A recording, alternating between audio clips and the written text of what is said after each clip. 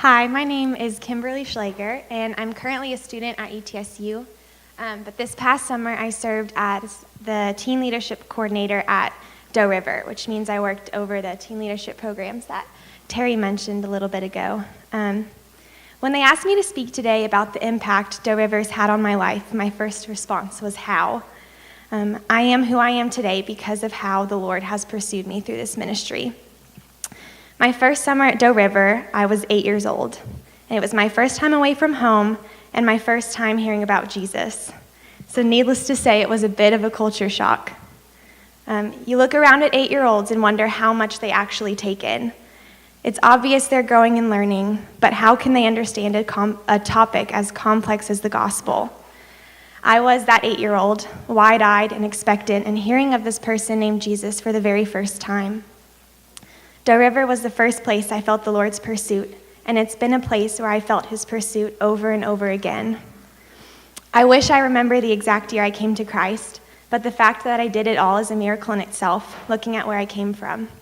No one in my family is a believer, and so I was the very first one. So just thinking back to how I even got to Doe River in the first place it just blows my mind, and I feel like that's something that is super personal to me, is feeling that pursuit. And I feel like growing up where we do, it's not necessarily a gift that everyone gets to receive because we hear about it all the time.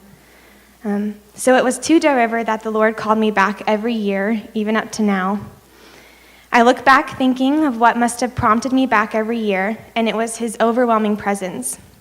He was there surrounding me through creation. I remember moments where the view was so breathtaking, you have to take a moment to be still.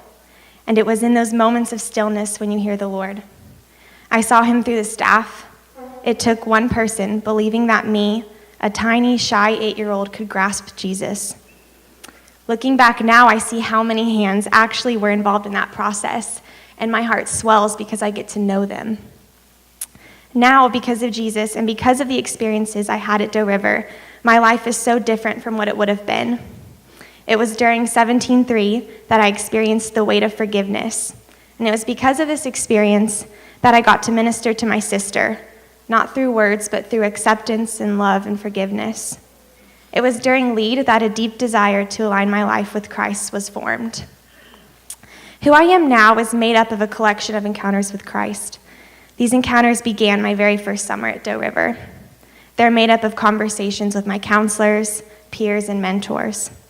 They're made up of times when I pushed through discomfort, like jumping off of a 40-foot pole.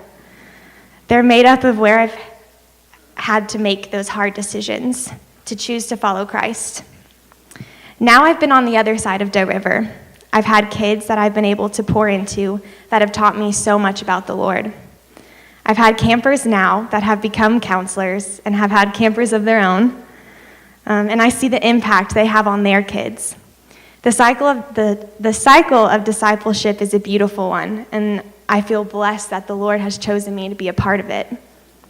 So when we look back now at the initial question about the impact Doe River's had on my life, the answer is eternal. And the impact is greater than just me, but extends to the people around me.